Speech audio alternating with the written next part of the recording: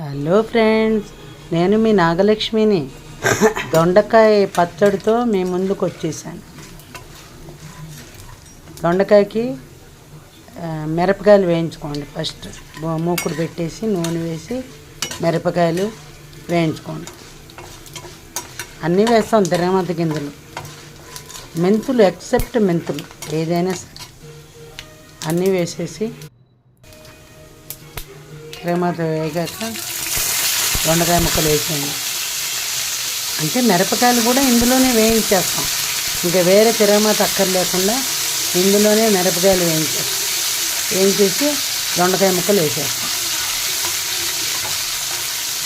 దొండకాయ ముక్కలు వేసి తాగుతూ తిప్పాలి.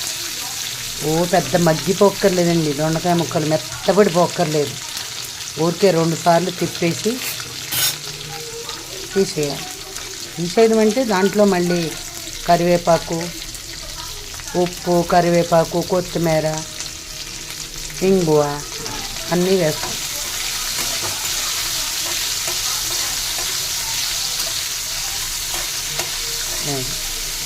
ఇలా వేసి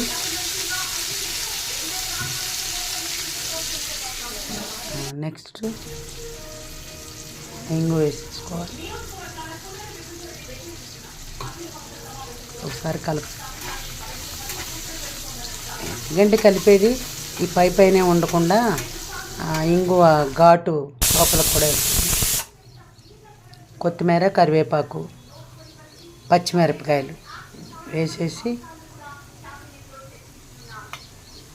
కొంచెం మామిడికాయ గుజ్జు కొద్దిగా చూసి వేసుకోండి, పులుపుని చూసి వేసుకోండి.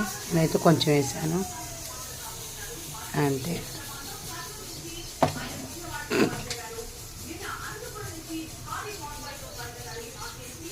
ఆ కొత్తిమీర కూడా దాంట్లో ఇది అవుతుంది అన్నమాట. పసుపు వేసేసుకోండి.